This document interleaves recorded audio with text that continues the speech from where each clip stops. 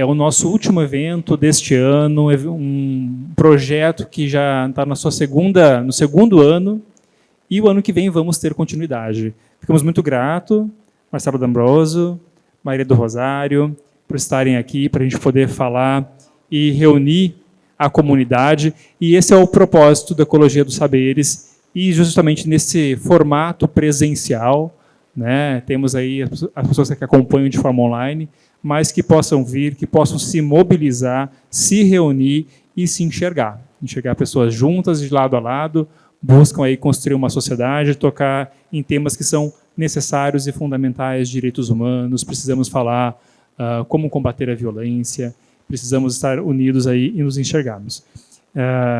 Fique à vontade com a palavra. Boa noite a todas e todos. Cumprimento especial aqui ao presidente do sindicato, Everson Gross, e do amigo doutor Álvaro Klein. Muito obrigado, muito honrado pelo convite. Bruno, querida deputada Maria do Rosário, uma honra, uma alegria dividir mesa aqui com a senhora. Vejo aqui o amigo Fufa, né? Muito obrigado pelo prestígio. E dizer para vocês que estar no sindicato assim, é algo que eu realmente coloco como prioridade, né? Esta aproximação que nós temos que ter, justiça do trabalho, academia, com os sindicatos, porque enquanto houver sindicatos, há esperança, né? E eu espero que os sindicatos continuem resistindo. Nós estamos vendo uma queda na taxa de filiação vertiginosa por conta do ataque, né, que os sindicatos e a classe trabalhadora têm sofrido desde o golpe de 2016, em que se saiu aí de um 17%, está hoje em 9,4%. Não é uma realidade só do Brasil, o México também padece do mesmo problema. Há digamos, uma internacional, né, de extrema direita que está fazendo aí um neomacartismo, vamos dizer assim, né, como nós estamos vivenciando um período em que há uma verdadeira guerra contra sindicatos, contra os representantes e as representantes políticos da classe trabalhadora, né? Esta é a principal questão que me parece estar muito associada com o tema que nós vamos tratar hoje, que é o avanço do neofascismo sobre os direitos humanos. E eu creio que para tratar desse tema nós temos que pensar como nós chegamos nisso, né? Tendo passado 2 guerras mundiais, tendo vivido o Holocausto, tendo 2 bombas nucleares, né? Acabado aí com quase 500 mil pessoas, né? Mais 60 milhões de mortes na Segunda Guerra Mundial. Como chegamos nesse momento? Eu creio que a resposta é o questionamento do sistema capitalista.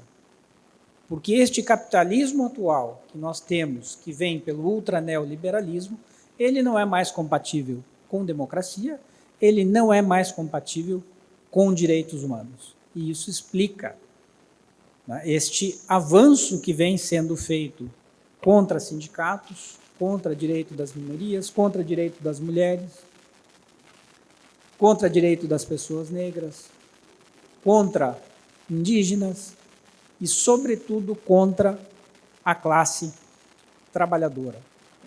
E qual o problema do momento atual?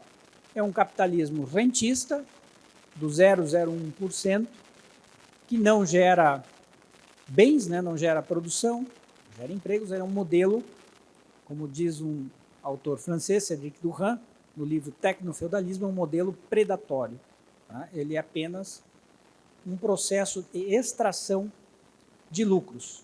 E nesse processo de extração de lucros, este capitalismo atual, tecnológico, embasado no consenso do Vale do Silício, se sobrar tempo depois nós falamos um pouquinho sobre o consenso do Vale do Silício, né? A ideia está centrada nas TICs, que vem por esse aparato do mal, né? Como disse aqui o Bruno, não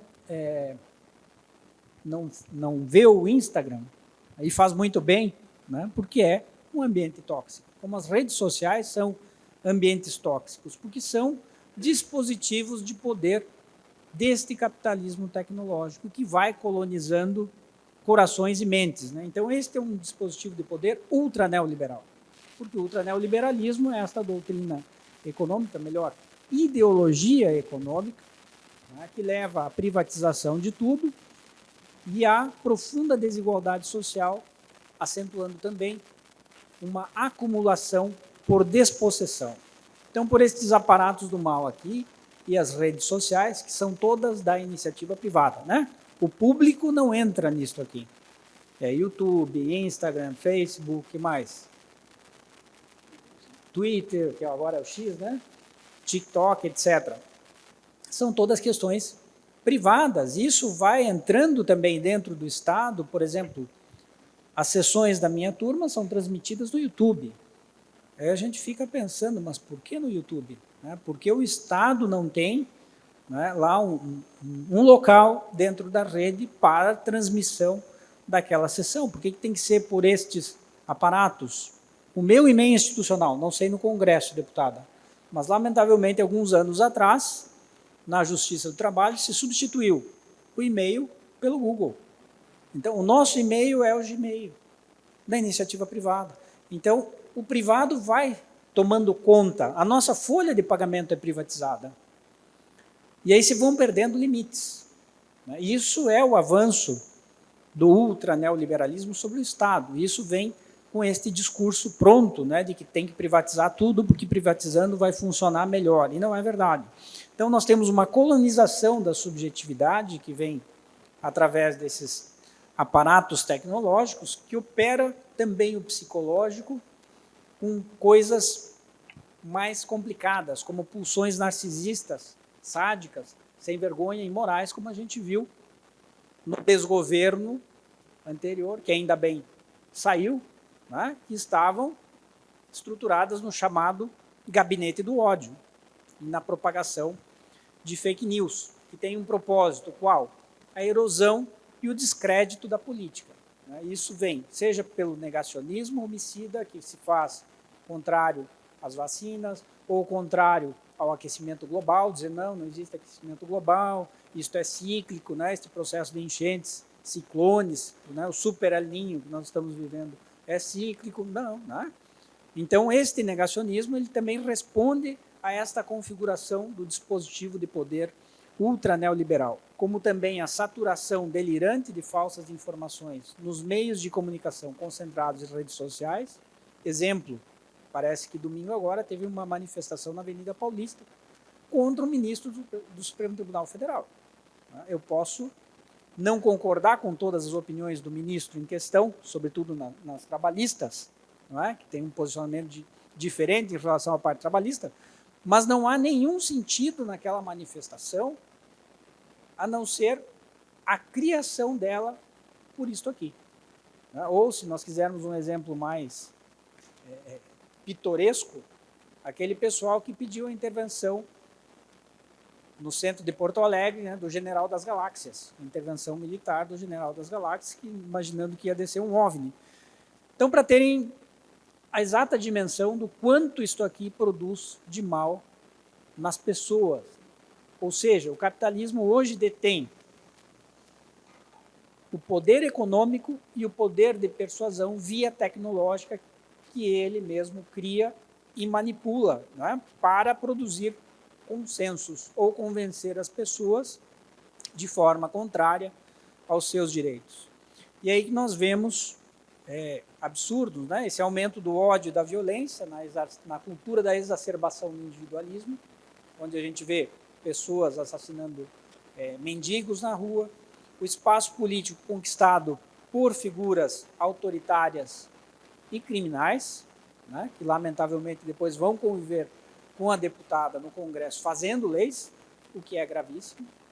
Vemos a fascistização do Poder Judiciário, que não está sendo revertida. Este é um grande problema, especialmente na Justiça do Trabalho, que deveria ser uma justiça voltada para atender a classe trabalhadora, e depois da deforma, ou seja, golpe de 2016, que rapidamente produz a deforma trabalhista, né, vai reconfigurando a Justiça do Trabalho, ano após ano, dia após dia, como uma justiça do capital. E nós não vemos hoje um meio porque aí conectamos de novo com o tema, o avanço do neofascismo sobre os direitos humanos, de reverter essa deforma com a composição atual do Congresso. Eu tenho certeza que a deputada vai esclarecer melhor isso, a dificuldade que deve ser, né, trabalhar temas como leis trabalhistas melhores para o nosso povo, ou qualquer coisa que envolva direitos humanos. Mas por que direitos humanos? Porque os direitos humanos são um dique de contenção contra o capitalismo. Esta é a razão. E este capitalismo predatório, tecnológico, rentista, ele não conhece mais limites. E tendo já a certeza de que ele pode manipular a opinião pública, ele já não tem mais compromisso com nada, muito menos com democracia. Então, nós temos visto este discurso eterno, por exemplo, dos ajustes fiscais, né, sem nenhuma conexão com vontade popular ou legitimidade popular ou atendimento à necessidade do povo, né, mas que é justificado dia após dia nas redes sociais e nesta parcela da população, né, que está fascistizada. Então, nós temos a produção de danos à democracia, de danos também institucionais. Enzo Traverso, um autor italiano, fala: a democracia é também, além dos dispositivos institucionais, cultura, uma memória coletiva e um conjunto de experiências. E no âmbito de todos os poderes, não é só no Congresso Nacional, se nós pegarmos o poder judiciário, isso está deturpado. Hoje pode estar escrito na lei A, mas se for contra o sindicato ou contra a classe trabalhadora, poderá ser aplicado o B. Não há mais, digamos assim, uma certeza em relação àquilo que nós tínhamos antes do golpe de 2016. Houve danos profundos à institucionalidade e à democracia brasileira, e esses danos ainda não foram revertidos. E eu creio que encontros como este de hoje aqui, querido Bruno e Everson, né, na proposta de Ecologia dos Saberes, né, nos levam a fazer esse debate, que me parece essencial para que a gente tome consciência para impedir o que aconteceu aqui na vizinha Argentina. Vejam que Javier Milei, né, este cidadão que defende a legalização da venda de órgãos do corpo humano, a privatização do mar, a privatização das ruas, o anarcocapitalista, né, conseguiu entrar no poder com base no mesmo dispositivo que alavancou Bolsonaro, as redes sociais. Então, não tem aqui, que é também a questão de Trump. Trump tem um risco de ser eleito nos Estados Unidos, né, e como nós somos um país de capitalismo periférico, seremos automaticamente afetados por isto, né? Até porque esta ala entreguista, e aí nós temos uma outra parte aqui da nossa conversa, que são os dois projetos de país que estão em disputa por uma facção entreguista das elites e uma outra lógica que é de desenvolvimento, de mudança das questões de distribuição de rendas, né, de uma reconfiguração redistributiva para que se possa combater a desigualdade social. Então, são dois projetos. O problema que nós temos é este discurso que rompe a solidariedade social, né, todos os dias exacerbando a meritocracia, o individualismo, contra os sindicatos, né, pregando que a pessoa é um MEI. Cada vez mais esta confusão entre pessoa física e pessoa jurídica.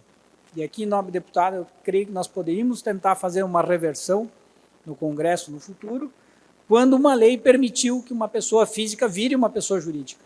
Eu creio que aqui confunde bastante as questões para as pessoas, né?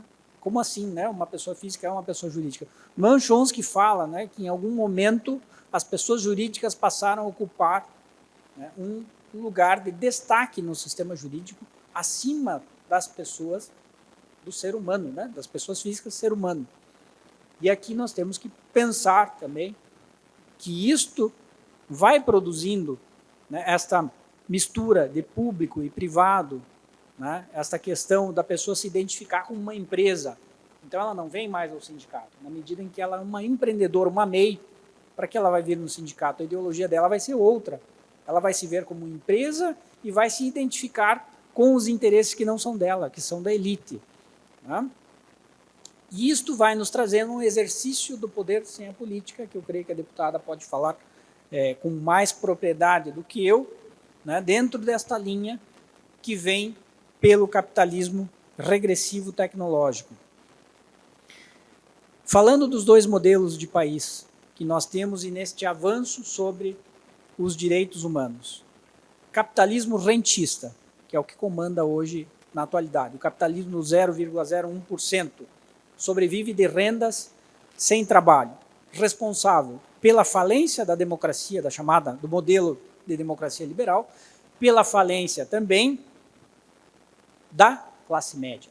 Vejam o grau de endividamento que nós temos hoje das famílias brasileiras, que está em 80 e pico por cento. Aqui no Rio Grande do Sul chegou a 95%. 95% das famílias endividadas eu tenho. Né? Quem tem dívida no banco aqui? Eu sou um. Por favor, levante a mão, só para a gente ter uma ideia aqui. Né? Qualquer dívida. Eu creio que essa lógica aqui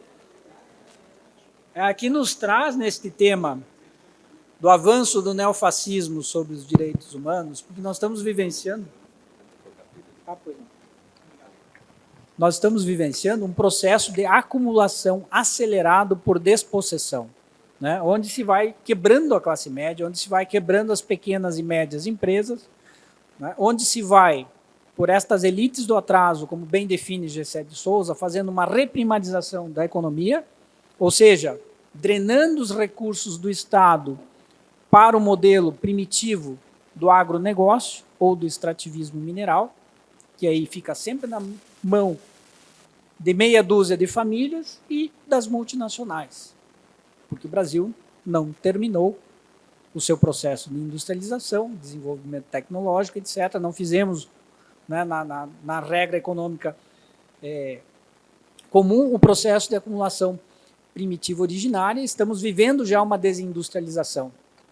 Então, o modelo entreguista das elites do atraso é este modelo que faz um pacto com elites de países potência no capitalismo. Os Estados Unidos é aqui a identidade desta linha entreguista, que agora assume Milei, né? Na verdade, há aí uma disputa entre entreguismo brasileiro e entreguismo argentino. Quem é que vai ser o representante do império aqui na América Latina? Vai ser Brasil ou Argentina? Por isso que não é nenhuma coincidência aquelas bandeirinhas, né, dos Estados Unidos e de Israel. Por que Israel? Porque Israel é o representante dos Estados Unidos no Oriente Médio. Cumpre esse papel. Então, para esta ala entreguista, né, o Brasil poderia servir a este interesse, como o Javier Milei pretende fazer o mesmo na Argentina. Projeto das elites do atraso.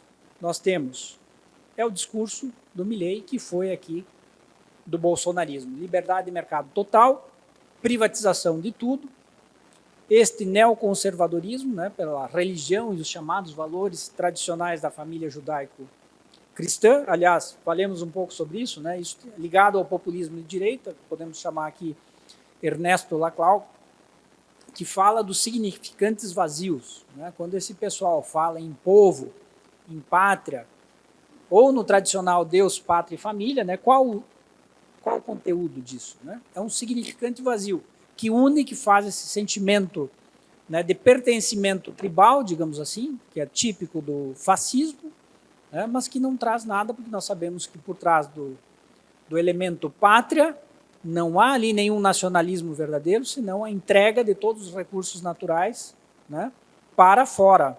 E a quebra do desenvolvimento da tecnologia, que, aliás, agora tivemos a recuperação da Ceutec, que é a única empresa pública, ou seja, que tem ali o papel do Estado, capaz de desenvolver, né, semicondutores, aqueles nanochips, né, para fazer, hoje, quase toda a tecnologia que é usada em automóveis, em máquinas, computadores, etc. Pois bem, meritocracia. Né? Meritocracia estimula o processo de concorrência entre as pessoas, né, e quebra vínculos de solidariedade.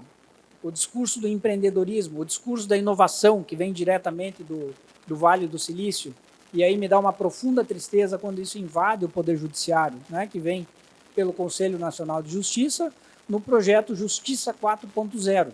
E aí, recentemente, o doutor Álvaro vai lembrar, fizeram ali no Barra Shopping o Fast Labs. Não sei se viu o Fast Labs, criaram laboratórios de inovação tecnológica, isso é consenso do Vale do Silício puro, implantado no Judiciário, em que se criaram startups entre juízes, juízas, funcionários e funcionárias, startup, né? Vejam, startup é um conceito de mercado, é um conceito empresarial, né? de empresa de desenvolvimento, de alavancagem, de tecnologia. E aí se traz isso para dentro do público, para dentro do Poder Judiciário, para dentro do Estado, se incorpora e se naturaliza. E se faz depois um festival de concorrência. Que daí esses grupos vão desenvolver, né, ideias de desenvolvimento tecnológico que serão repassadas à iniciativa privada. Ou não vou citar o nome do ministro do STF, que fez recentemente um discurso de que vai conseguir de graça com 3 grandes empresas tecnológicas, todas elas estadunidenses, acho que era a Google, a Apple e a outra, não sei se é a Amazon. Né? É isto? Para desenvolver, né, aplicativos ou sistemas de inteligência judicial para o Poder Judiciário. Mas de graça no capitalismo, nada existe de graça. Isso é lenda, lenda urbana. Né? E hoje, os dados, assim como era o carvão lá na primeira Revolução Industrial, né, para a máquina a vapor, depois veio o petróleo, a energia elétrica na segunda Revolução Industrial, terceira Revolução Industrial, energia nuclear, os dados agora são o combustível da quarta Revolução Industrial, que é a Revolução Tecnoinformática. Então, quanto mais nós jogamos dados nas redes, nossos dados, né, nossos direitos humanos vão sendo comprometidos e vão sendo, de alguma maneira, privatizados. E, aliás, isso já está assim tão naturalizado que ninguém se questiona, porque a informação é um direito humano. Né? E quem disse que a Globo tem que dar a pauta, ou a CNN, ou a Jovem Pan tem que dar a pauta do que vai ser informado às pessoas? Quando nós permitimos isso, né, nós já estamos permitindo o avanço do neofascismo sobre os direitos humanos. E no Brasil, nós não temos um canal de minimamente informar a população. A Venezuela tem o Telesur. Rússia tem Sputnik, tem RT News. Quem quiser acessar em espanhol tem entrevistas, documentários muito interessantes. Né? E o Brasil? Nós vamos ficar trocando canal, né? A Record, a CNN, a Band, a Globo e agora a Jovem Pan, que é a pior de todas. Né? Que nós podemos esperar como resultado de voto da população que não tem minimamente acesso ao direito humano de informação. Porque quem define a pauta é a iniciativa privada. Quem é a iniciativa privada hoje? É o poder econômico de grandes multinacionais do capitalismo tecnológico. E aí vejam, nós chegamos a um ponto que esta nova direita, e creio que a deputada aqui vai falar com mais propriedade sobre isso, não negocia, não faz concessões e enfrenta a resistência com violência, seja violência psicológica ou violência física mesmo. E por isso que não se consegue hoje minimamente reverter a deforma trabalhista, que está aí sangrando os direitos de vocês na Justiça do Trabalho e que está desconfigurando a Justiça do Trabalho. Né? Logo, logo nós vamos ter um outro formato de justiça. Né? Um formato, por exemplo, o doutor Álvaro vai lembrar, vocês são bancários e bancárias.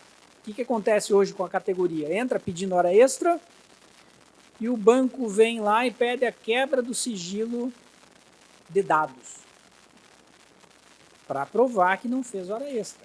Mas isso é uma inversão de valores completa e absurda, porque a obrigação de documentar a relação de trabalho é da empresa, é do banco. Né?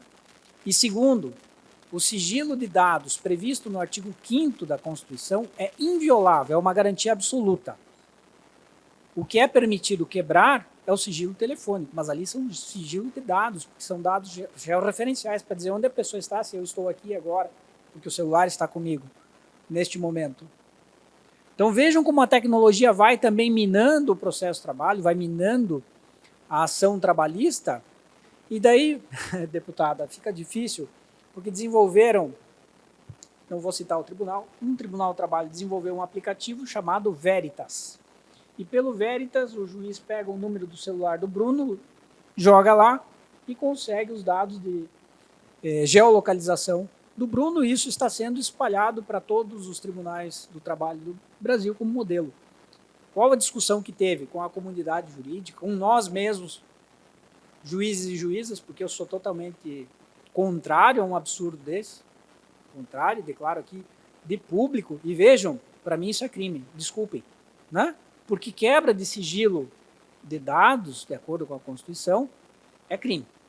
Isso tem uma lei regulamentando, e a lei diz assim: só é permitido a quebra de sigilo telefônico para crimes apenados com uma pena grave de reclusão, e ainda assim quando a prova não possa ser feita por outro meio. Né? Então, no caso trabalhista, a prova deve ser feita por outro meio, que é o controle de jornada. E aí se inverte toda a lógica, né? E se anula um direito, uma garantia fundamental relativa à inviolabilidade do sigilo de dados. Este é o capitalismo tecnológico que nós vivenciamos todos os dias sem questionamento, e a tecnologia é apresentada como algo bom, como algo maravilhoso, que está mudando as nossas vidas, está mudando para pior. Né? Eu volto para trás, até ali na década de 90, mais ou menos quando começaram as privatizações, Telesc, Telergs, né, as empresas de telefonia eram públicas, hoje é tudo privatizado. A energia elétrica era pública, hoje é privatizado, e falta luz. Né? Teve os primeiros ciclones ali, chegamos a ficar, acho que 30 e poucas horas sem luz na Zona Sul, em Porto Alegre. Em Porto Alegre, eu morei em Rondônia há 5 anos, nunca fiquei tanto tempo em Rondônia, que não era interligada no Sistema Elétrico Nacional, sem luz como fiquei agora em Porto Alegre. A empresa é privatizada. E quem controla isso?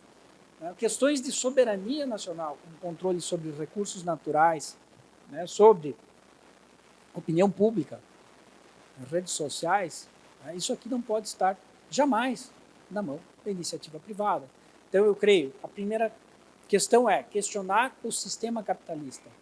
Esse sistema vai nos levar aonde? Nós estamos vivenciando desgraças todos os dias por conta aí do antropoceno, né? Que são os efeitos que a humanidade produziu, intervindo na natureza, que agora cobra, né, o seu preço através das mudanças climáticas. E estamos vendo a perda, a deterioração da democracia e da institucionalidade. Nós vemos também que isso não é só questão da justiça do trabalho, direito do consumidor, cada vez mais, né, direitos são violados, se vai para a justiça, e a justiça tem dado hoje muito mais ganho de causa, também em questões de direito do consumidor, para empresas. Então, nós regredimos muito depois do golpe de 2016. E eu creio que esse processo ele tem que ser estancado. E nós temos que começar, querido Bruno, né, a fazer este debate com mais propriedade para que as pessoas tomem consciência, né, sobre o que isso está, sobre o que a tecnologia está produzindo e como ela tem sido usada pela ultradireita, né, para manipular a opinião pública e para suprimir direitos. Vocês vejam, a ultradireita em operação vem com uma violência simbólica e discursiva. Para quê? Canalização da insatisfação popular com o quê? Com os problemas econômicos deste capitalismo neoliberal. A profunda desigualdade social gera insatisfação de toda sorte. A pessoa que não consegue um emprego, a geração neném, que nem trabalha nem estuda, ela tem uma insatisfação profunda dentro de si.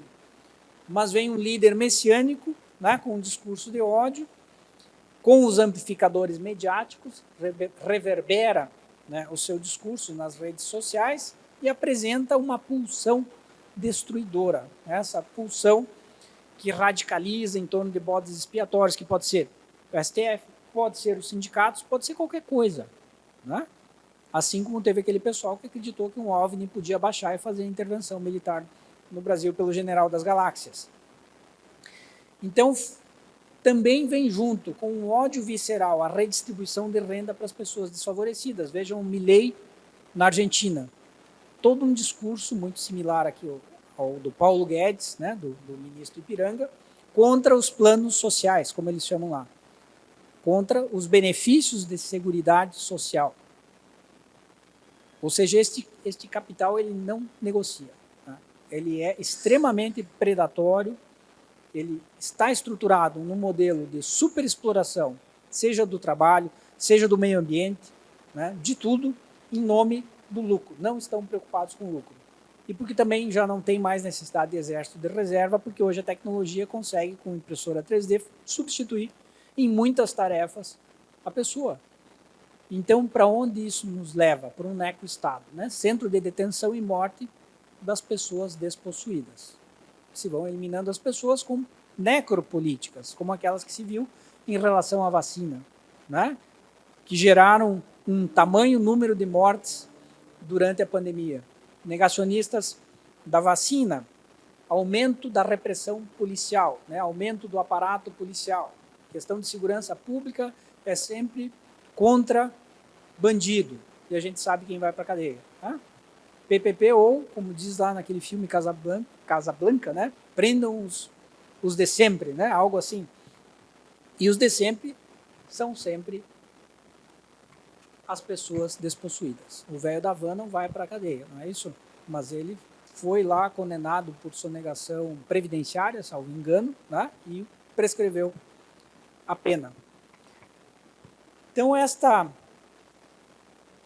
supressão de direitos humanos que vem acontecendo, ela não é casualidade, ela obedece a uma lógica, e é uma lógica de um modelo de capitalismo, né, que não é mais compatível com democracia, que não é mais compatível com esses direitos humanos, que não está mais preocupado com fazer nenhuma concessão ao povo. E eu acho que isso é extremamente preocupante para aquilo que a gente deseja para as próximas gerações, né, ou para quando terminar o mandato do presidente Lula, que a gente não corra o risco, né, de ter aí um Javier Milei disputando.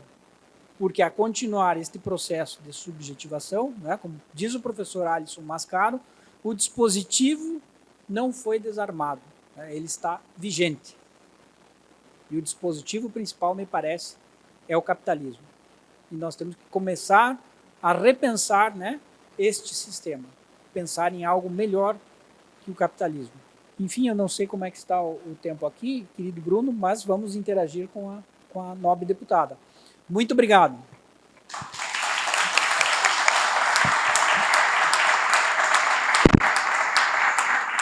Fico muito honrada de estar aqui nos sindicatos bancários. Quero cumprimentar e agradecer a possibilidade de estar nessa mesa com o Dr. Marcelo D'Ambrosio.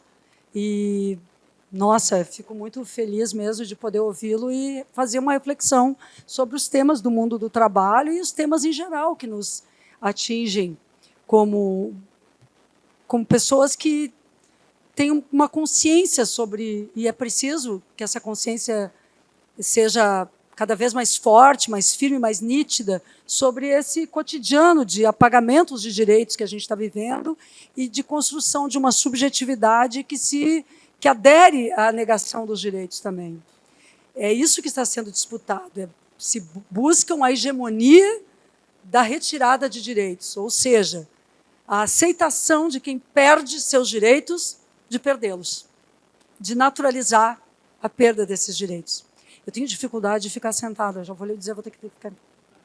E eu anotei aqui que está o presidente do meu partido, o Ederson Rodrigues, que está aqui, agradeço muito, do PT, o Nilson Torriano, vereador, suplente do PT, o Diego Correia, que representa o mandato do deputado Leonel, o Altemir, os pastores, Altemir Labes e o Antônio, da Igreja Luterana, muito bom reencontrá-los. O Fufa, que é pré-candidato a prefeito, tarefona, né? Tamanhão assim, mas está forte aí. E a Suzy, que é do gabinete do vereador Brizola. Está aqui a Suzy, que eu já encontrei lá em Lomba Grande. Provavelmente está faltando um monte de gente que eu deveria citar aqui. Perdoem, é que eu fui anotando meio atrapalhadamente no início, quando eu cheguei.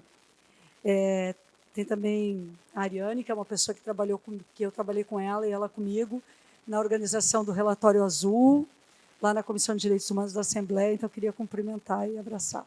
Obrigada. Eu já com a família, com os filhos grandes aí, que é bem legal. Bom, pessoal, é o seguinte, eu acredito que nós estamos totalmente desafiados a produzir uma nova forma de exercício político. E isso, para a gente, o ataque aos sindicatos, a organização autônoma, a todas as formas de organização da sociedade, sobretudo dos trabalhadores e trabalhadoras, e também a tentativa de estereotipar, de criar sobre, por exemplo, o movimento de mulheres, o MST, os movimentos contra o racismo, os movimentos todos que são carimbados, há tentativas de ataques permanentes, até uma CPI contra o MST aconteceu até agora, há pouco, na Câmara dos Deputados. Olha só, uma CPI contra um movimento da sociedade que não é a primeira vez que acontece, com o único objetivo de tentar desmanchar qualquer respeitabilidade, conexão deste movimento com a sociedade, uma verdadeira forma de interdição da relação deste movimento e de criar estereótipos e segregação e ataque.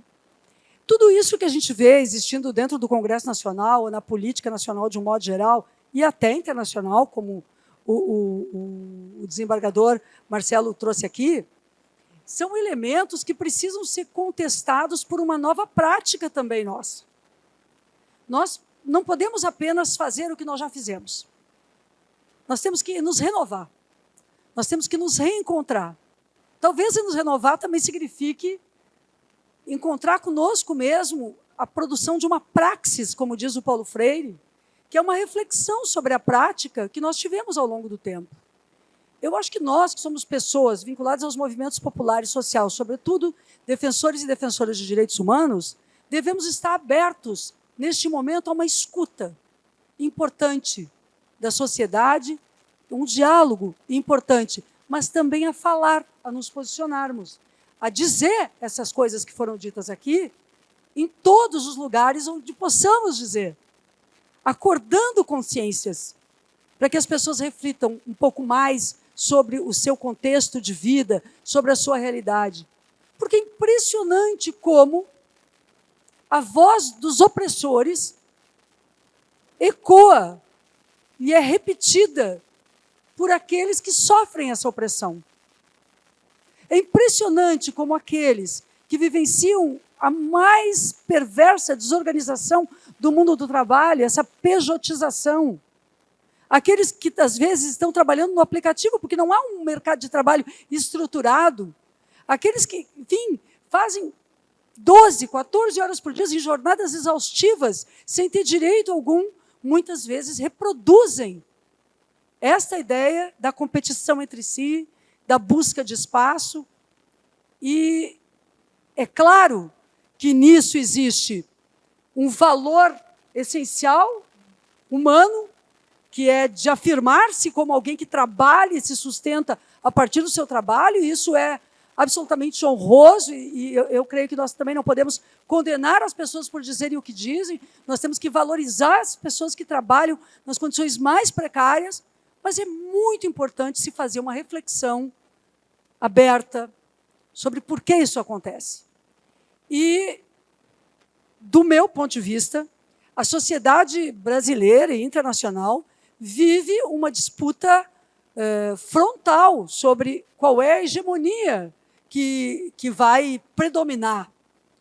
E se, do final da ditadura militar, empresarial, civil, do final daquela ditadura, que iniciou em 64, por 21 anos, nós tivemos uma luta contra ela e construímos um período posterior à ditadura, defendendo a democracia em grandes mobilizações sociais, nós criamos neste processo de luta contra a ditadura no Brasil um sentimento para uma geração inteira do valor da democracia. Mas quando concluiu aquele período, entramos na década de 80, com mobilizações importantes, com a campanha das diretas, estávamos nas ruas, fizemos o processo constituinte, tudo isso num ascenso da participação social, mas a ausência de um elemento chamado justiça de transição continua sendo muito forte na sociedade brasileira. O que é essa ausência? Todos os países que passaram por ditaduras, e o Brasil não passou só por uma, todos os países que passaram por graves violações aos direitos humanos, tiveram, de uma forma ou de outra, ato contínuo à superação dos regimes ditatoriais, momentos de reflexão sobre aquilo, para que pedagogicamente pudessem entender e aderir culturalmente a uma vocação democrática. A África do Sul fez isso pós-apartheid, vivencia muitas contradições.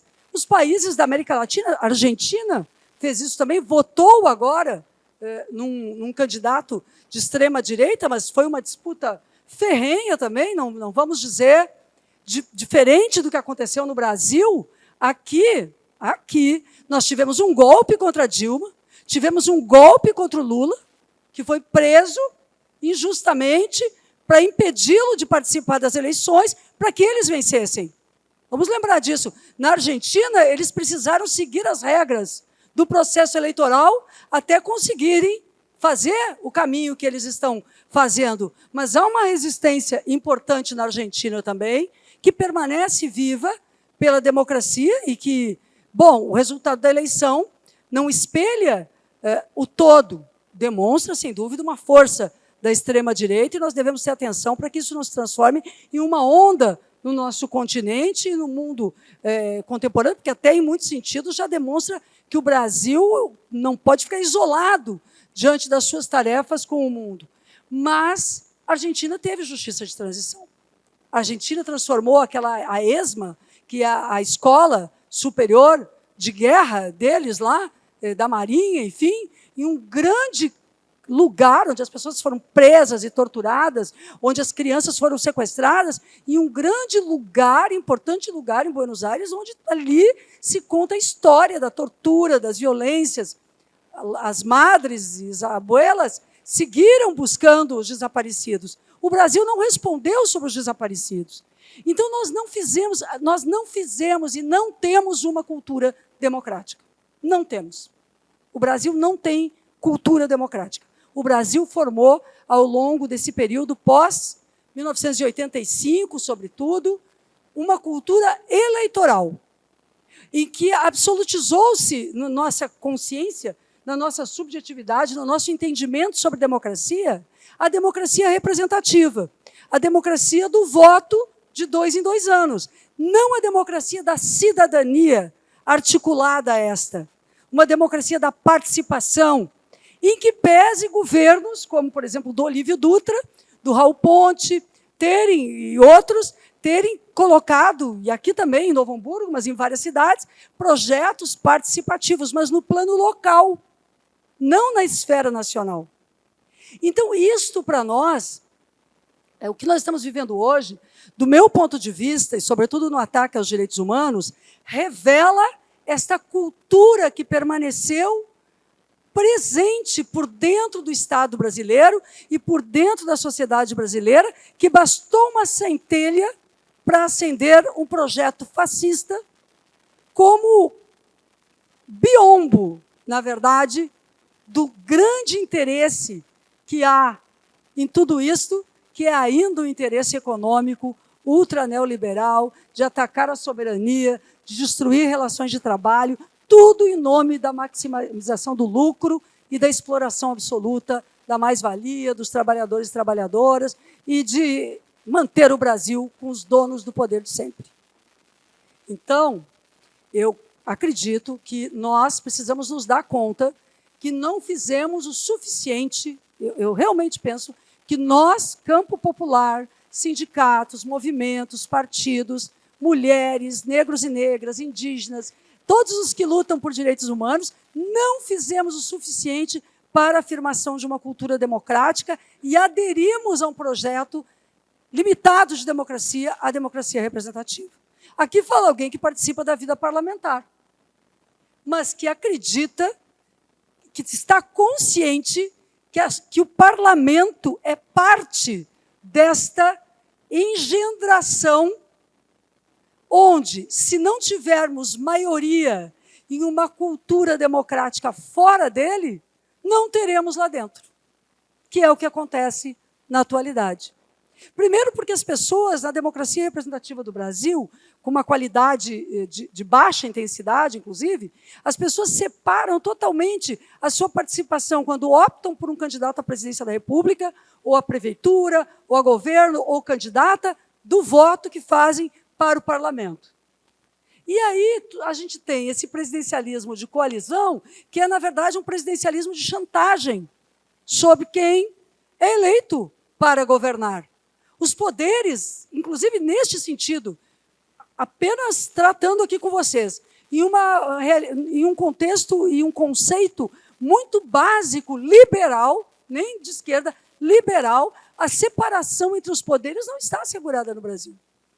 Quando, por exemplo, ao longo do governo do outro, aquele inominável e inelegível, que bom, inelegível, nós vimos a criação do tal orçamento secreto. E o que faz o presidente Lula, quando chega ao governo? Ele desmancha a dimensão secreta do orçamento, mas não consegue desmanchar a priorização que é dada ao parlamento na escolha de emendas que não são emendas. São, na verdade, o recurso público definido não de acordo com o planejamento das prioridades do país, mas de acordo com o interesse dos blocos parlamentares. Isso é ruim para o Brasil. Isso é contra a democracia. Isso afasta a população. Isso dificulta o exercício de políticas públicas. Esse modelo prejudica o país. Mas o presidente não tem força política no ambiente parlamentar, não tem a mesma força no ambiente parlamentar que ele tem na sociedade que o elegeu. Por quê? Por essa dessintonia, pela falta de cultura democrática nacional, pela ausência de uma consciência de que quando tu debates o parlamento, debates também o projeto de desenvolvimento do Brasil. E não se entrega ferramentas assim diversas para que exista uma contradição na vida política nacional. A coerência exigiria que o presidente Lula tivesse feito a eleição da maioria dos seus representantes. No entanto, os representantes do presidente Lula no Congresso Nacional, sobretudo na Câmara dos Deputados, estão na 4ª posição em número de parlamentares. Primeiro, o bloco do presidente Lira, que é meu colega de mesa diretora da Câmara. Segundo, o bloco do MDB. Terceiro, o PL, do ex-presidente. Quarto, à frente, PT, PCdoB, PV. E depois, ainda, à frente, PSOL e Rede. Estas são as composições. Nós somos o 4º bloco, mesmo somado com o PSOL e Rede, com o 5º bloco. Isso faz com que isso dificulta enormemente a democracia brasileira. Então, eu sinceramente acredito que nós precisamos de uma democracia que nós precisamos inverter a lógica de sustentação da democracia. É preciso constituir em cada lugar deste país, em cada comunidade, em cada lugar, escolas de atuação política, que sejam feitas pelas centrais sindicais, pelos sindicatos, pelos partidos, pelos movimentos. Nós precisamos tratar da política com a população. Há uma parcela da população que não quer falar da política, porque, na verdade, ela vê a política como algo que, ora, não lhe pertence apenas aos que são eleitos, porque o sistema nacional é um sistema em que tu passa um recibo, tu transfere a tua cidadania para o eleito. Isso não é assim. Os países que desenvolveram uma cultura democrática e construíram, no pós-guerra, um estado de bem-estar social, são países com participação da sociedade.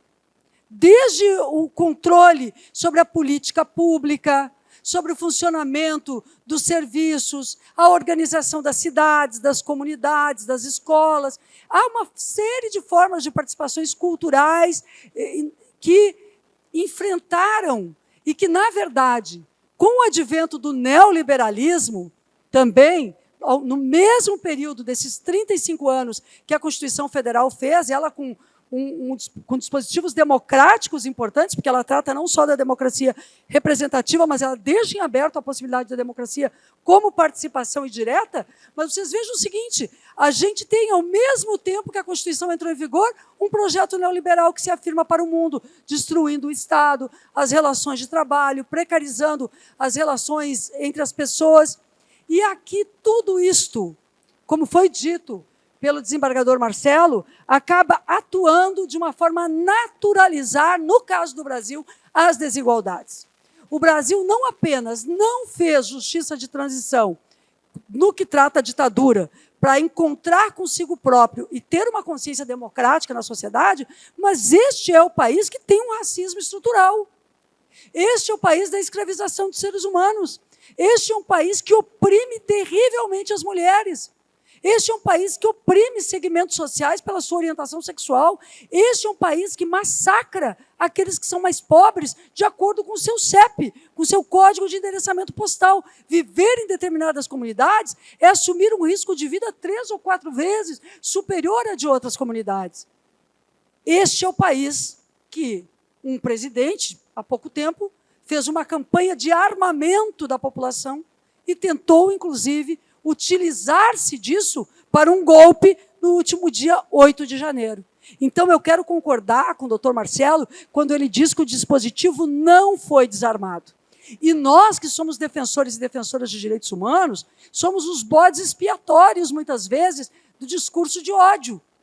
Por que somos tão atacados por defender os direitos humanos? Na verdade, porque esta extrema-direita que se organizou a partir do ódio, ela precisa catalogar, classificar, estigmatizar pessoas e causas para conseguir coesionar determinados setores em torno de si.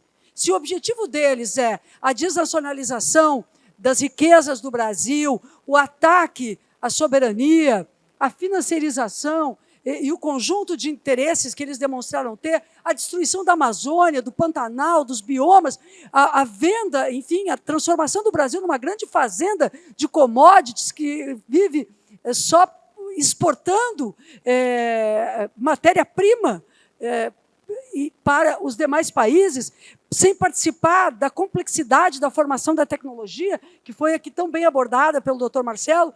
Eu quero dizer a vocês que se o objetivo deles é fazer desse Brasil, retomar nesse Brasil a condição de colônia, como efetivamente fizeram, atacando a ciência, a tecnologia, atacando o conjunto de possibilidades da industrialização, de uma indústria limpa no Brasil, a transição energética, uma série de possibilidades que estavam em curso e eles interromperam.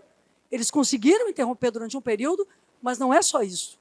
Para fazerem isto, para conseguirem fazer isto, a desnacionalização e o ataque ao Brasil, e maximizarem os lucros, servirem, inclusive, aos interesses do capital internacional, se submeterem à lógica norte-americana, eles fizeram o seguinte, eles precisaram constituir uma maioria na sociedade.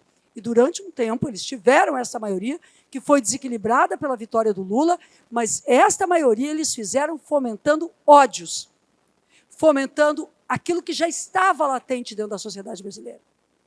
É muito fácil mobilizar as pessoas pelo racismo, quando o racismo está vivo ali. Basta ter alguém que traga esse dispositivo, que acione a naturalização desse dispositivo racista. É muito fácil mobilizar o ódio contra as mulheres, como fizeram contra a Dilma e contra todas nós, quando o machismo e a misoginia já está nessa sociedade. Quando as mulheres são espancadas, e esse país é o país que, tristemente, faz vítimas do feminicídio todos os dias. Isso está na cabeça das pessoas. E o que eles fizeram foi abrir a caixa de Pandora. O que eles fizeram foi liberar a dimensão contrária aos direitos fundamentais e aos direitos humanos. É preciso uma trava ética na sociedade. A sociedade precisa ter uma trava ética, uma trava moral sobre as coisas.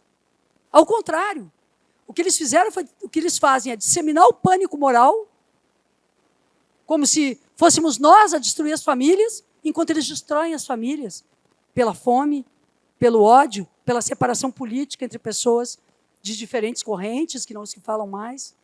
Então, eu realmente creio que o uso desses discursos de ódio dentro do Congresso Nacional e que a Câmara dos Deputados é muito responsável pelo crescimento disso no Brasil, pois não fez valer a Constituição, não fez valer o seu regimento interno, não utilizou seu Conselho de Ética, e digo isso como alguém que integra a mesa diretora da Câmara, tenho dito isso muitas vezes, que a Câmara é maior como instituição e mais importante do que essas legislaturas que permitiram que, a partir dela, fosse vocalizado o discurso de ódio que se amplificou no Brasil e criou lastro porque já existia culturalmente dentro deste país e estava guardado pela trava ética que é preciso que exista. É preciso que exista. Quando a gente diz que é crime o racismo, quando a gente trata como crime esse conjunto de ódios que, na verdade, ampararam a fascistização do Brasil. Mas o objetivo deles era única e tão somente a segregação e divisão desse país para cumprirem o seu projeto econômico, o seu projeto societário, o seu projeto de diminuição das liberdades e controle sobre os corpos, sobre as vidas, autorização para a violência contra as pessoas. Creio que isso é ainda mais grave quando a gente tem, mesmo que no atual momento o Brasil faça um trabalho extraordinário pelo multilateralismo no mundo, nós temos as Nações Unidas enfraquecidas, as Nações Unidas não conseguem parar as guerras, nós temos o crescimento do ódio e da xenofobia, acho que isso é extremamente difícil para todos e todas nós, e, portanto, eu quero concordar com o doutor Marcelo de que nós chegamos a um momento em que o capitalismo, na sua fase financeira, que vocês bancários conhecem melhor do que eu, de ultraexploração, ele se coloca em contradição frontal com a democracia, porque ele sustenta a desigualdade como um princípio a partir do qual esse sistema se mantém. Para enfrentarmos isso, no entanto, nós só temos um caminho, mais democracia. Porque os detratores da democracia e dos direitos humanos, eles, na verdade, trabalham com a ideia da morte dos direitos humanos e da morte da democracia. E nos apresentam a ideia de golpes militares, de regimes autocráticos. O que nós devemos fazer, então, diante disso, se nem os poderes, nem a sociedade construíram uma cultura democrática no Brasil? Mãos à obra, já. É isso que nós precisamos fazer. Nunca é tarde. Eu acho que o Lula, de alguma forma, pedagogicamente nos mostra isso. Mas ele não conseguirá fazer sozinho. É preciso que a gente faça no cotidiano das nossas vidas, representando aquilo que nós queremos ser para o mundo de verdade e assumindo diretamente as causas e bandeiras que nós temos. Ninguém precisa se esconder por ser defensor e defensora de direitos humanos. As pessoas devem ter a capacidade, a condição de dizer o que pensam e de se colocarem ao lado do que é justo, digno, belo, correto, que é, sobretudo, saber que as pessoas que defendem os direitos humanos estão dispostas a se colocarem suas vidas, seus corpos, sua existência contra toda forma de desigualdade, de injustiça, em qualquer lugar, por mais que sofram elas próprias formas de opressão e injustiças. Eu acho que é esse o caminho que nós optamos. Fora disso, do meu ponto de vista, não há sentido para a participação política. Alguns avaliam a participação política como um sentido mais individual. Na verdade, nós que estamos aqui em um sindicato, avaliamos que a participação política só tem sentido se ela for libertadora da nossa classe, da classe trabalhadora, de todas as opressões e transformadora da cultura e da realidade. E, para isso, nós devemos ter coragem, trabalharmos unidos e também trabalharmos a política com dimensão democrática e pedagógica. Acho que é isso que eu gostaria de dizer, agradecendo e pensando que o Congresso Nacional não é um espelho do povo, como se diz muitas vezes. O Congresso Nacional espelha o povo. Não, o Congresso Nacional espelha o que as elites produzem para que, nos períodos eleitorais, a sociedade tome decisões orientada por essa maioria que tem o poder financeiro, econômico no Brasil.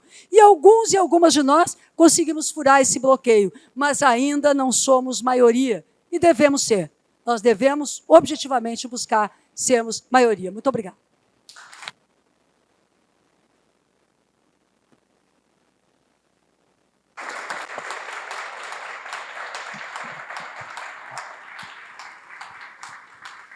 Bem, incrível, e eu gostaria de agradecer e fazer uma fala bem breve, né? Estamos aqui no Sindicato dos Bancários e vocês falaram do mercado de trabalho, passamos por alguns temas e nós sentimos muito aqui, todo mundo aqui de alguma categoria, não só bancários também, porém o Dr. Marcelo, ele comentou sobre o Exército de Reserva, né? Que tivemos um aumento e a gente sente isso cada vez mais nos bancos, demitindo e logo porque sempre tem alguém que precisa, sempre tem alguém que está precisando de emprego e se sujeita a empregos muitas vezes com uma pior condição de trabalho, né? Até porque as pessoas pobres não estão em extinção. Já escutamos isso aqui em alguns cursos de formação. O que nos preocupa é tivemos governos aí que falavam de Estado mínimo, né? E falava de que ou é emprego ou é direito. E o Dr. Marcelo, né, o nosso desembargador, tem uma fala que trabalho é direito humano. Agora, que tipo de trabalho? Tivemos aí uma presidente que tomou um golpe porque não cedeu a 101 medidas da monetização do trabalho, que tentaram passar, ela não quis, deram um golpe nela. Depois entrou Michel Temer e, enfim, começou o projeto, né? Temos aí a terceirização restrita da atividade fim. Terceirização, tivemos um curso recentemente aqui do Jazz, que terceirização é sonegação de direitos, né? Muitas vezes aí precarização, e quando envolve o setor público, muitas vezes superfaturamento, que aí passa pelo mercado privado, né? Onde o Estado cumpre a sua parte, mas aí vem o mercado privado e deturpa isso, onde o dinheiro que deveria ir para o trabalhador, muitas vezes serve de enriquecimento para aquele que está intermediando o serviço. E muitas vezes até mesmo no setor público muita terceirização. Hoje em dia isso é algo que chama atenção também, né? E é algo que tem que ser revisto, né? Temos aí no mundo aí já é a segunda vez que as gerações de filhos estão ganhando menos que seus pais. No Brasil isso é bem fácil se perceber, né? Os filhos cada vez com mais dificuldades do que seus pais tiveram. É algo que chama a atenção. E para podermos prosseguir para a parte de perguntas, tá? A deputada Maria do Rosário falou da tentativa sempre de estereotipar movimentos de luta, de união, de reflexão, e citou ali o MST, que sofreu um grande ataque. Nós temos aqui um presente, uma lembrança para vocês, uma agenda aqui do Sindicato dos Bancários e uma camiseta dos bancários na luta com o MST, que é um movimento aí que busca colocar comida na mesa das pessoas, busca repensar esse sistema extrativista que degenera o solo, degenera as florestas em geral.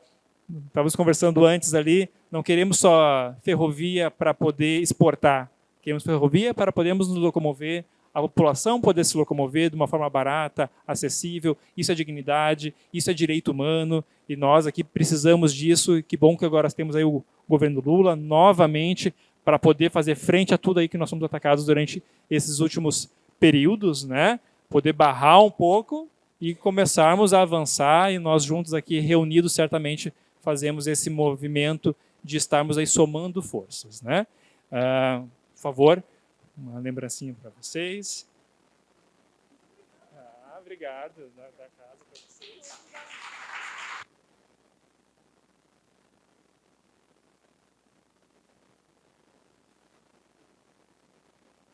Vamos começar com uma sessão de perguntas. O Everson vai estar coordenando ali. Bom, boa noite a todos. E agradecer e parabenizar o desembargador Marcelo, a deputada Maria do Rosário pela fala e pela disponibilidade de estar aqui dividindo conosco.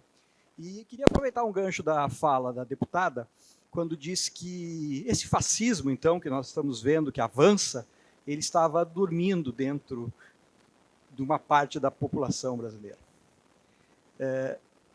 Deputada e desembargador, como nós fazemos para acordar o antifascismo que também está dormindo há muito tempo dentro de uma parte, uma boa ou a maior parte da nossa população? Essa é a minha pergunta. Boa noite aos companheiros, mas mais boa noite ainda para essa mesa, né? Essa mesa já tem uma representação da nossa democracia. Está aqui uma parlamentar, que não é uma pouca parlamentar, a Maria do Rosário, uma mulher de fibra e de luta, um desembargador que representa a justiça, e está aqui um sindicalista, que também representa uma parte da nossa democracia. Então, parabenizo a nobre mesa. Mas assim, gente, a democracia e os direitos humanos, para mim, correm junto. Uma não vive sem a outra. E a gente vê aí o que aconteceu, a gente mesmo, enquanto país, já vivemos uma democracia disfarçada e já vivemos grandes períodos aí da nossa ditadura. Uma ditadura que de fato, até hoje está enspremhada.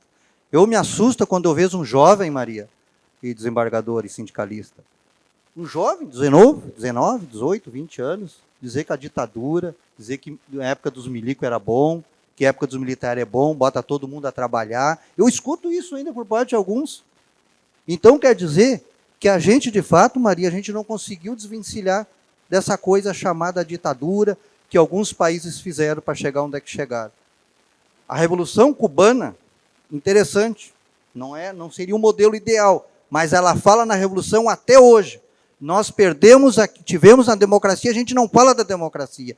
Tivemos a ditadura e não conseguimos falar isso para a nossa juventude, de fato. O que é a diferença de um Estado democrático de direito, né, para dar o bem-estar social, que é, de fato, que a gente luta no nosso dia a dia, no momento sindical, lá na justiça e lá no parlamento. Então, eu acho que assim, precisamos falar mais. E eu acho que daí aí entra alguns segmentos. O Estado, o parlamento entra. Eu acho que tem que ter saído algumas propagandas, mas é muito pouco, nós temos que falar mais, gente. Mais e mais e mais e mais. Porque essa juventude que está vindo tem algumas cabeças, algumas mentes que ainda vêm com aquela coisa dos avós, do antepassado nosso, da questão da ditadura. Então, eu acho que cabe sim o parlamento, cabe a nossa justiça, cabe nós do movimento sindical, dos movimentos sociais, salientar, falar todos os dias. Quando eles querem falar mal da gente, da esquerda, dos movimentos sociais, dos partidos, eles falam todos os dias. Todos os dias essa mídia neoliberal, essa mídia de direita que está aí, fala todos os dias e vai entrando na cabeça das pessoas. Não é isso que a gente escuta todos os dias? Hoje falamos da Jovem Pan, mas não é só a Jovem Pan coisa nenhuma. Todas, em algum momento, falam mal da gente. Da gente que eu digo, quem defende a democracia, quem defende os direitos humanos. Então, eu acho que assim, exemplo claro agora o que está acontecendo no Oriente Médio. Que coisa, né? Que não, um é culpado, o outro não é culpado, o outro, né, um inocenta o outro, é judeu, é os palestinos, afinal de contas, o que é que está errado lá? Então, eles não querem falar, porque, como foi dito, interesses estão acima de tudo. Eu acho que aí cabe o nosso parlamento, cabe a nossa justiça, cabe o nosso movimento sindical, os movimentos sociais, e nós mesmos, enquanto cidadão, falarmos mais vezes sobre isso. A gente fala pouco, convenhamos, falamos pouco. Então, temos que falar mais o que significa democracia. Antes de te passar o microfone, eu quero só fazer um comentário hoje, que foi chega a ser engraçado. Hoje, o jornal NH, que é o jornal da nossa cidade, tem uma matéria de página inteira falando sobre a visita do presidente do TRT4, que há 2 semanas atrás veio fazer um périplo pela cidade, visitou sindicatos, né? Um sindicato chamou as direções dos outros sindicatos para participar de uma conversa, foi na CI, foi na OAB e foi na Justiça do Trabalho. Uma visita de cortesia, totalmente conciliatória, nada de defesa da justiça do trabalho, na defesa dos trabalhadores, do direito do trabalho, nada. E hoje o jornal NH reproduz uma matéria atacando violentamente o presidente do TRT, com uma nota da ACI, isso, né? Ou um editorial do NH, agora fiquei... um contraponto da ACI, dizendo que era um absurdo a manifestação do presidente do tribunal, que estava dissociado da realidade, que o Brasil precisa de mais flexibilização, que o jovem ao se deparar com uma proposta de contrato de trabalho com todos os direitos garantidos, ele prefere ser uma pessoa jurídica, uma coisa maluca. E assim, esse capitalismo, né, provinciano de uma cidade que só experimenta o enfraquecimento econômico dos últimos anos. Então, fazendo ataque. E aí, falando das multinacionais que saíram do Brasil em razão da legislação trabalhista ser muito rígida. A única que eu conheço que saiu foi a Ford, mas não foi por esses motivos, né? Saiu porque entendia que não tinha mais mercado para vender carro a combustão. Então, essa maluquice da forma como o capitalismo ataca o pouco de direitos sociais que foram garantidos, ainda que foram mantidos, né, com as reformas trabalhistas, da Previdência, teto de gastos. Então, a gente vive esse momento de pós-verdade. Deixa eu passar aqui, tá? Na verdade, é para nós todos, eu acho, assim, refletirmos, um lembrete, na verdade. A gente, ambos falaram da importância de pensar uma alternativa ao capitalismo, a esse ultra neoliberal, né, capitalismo.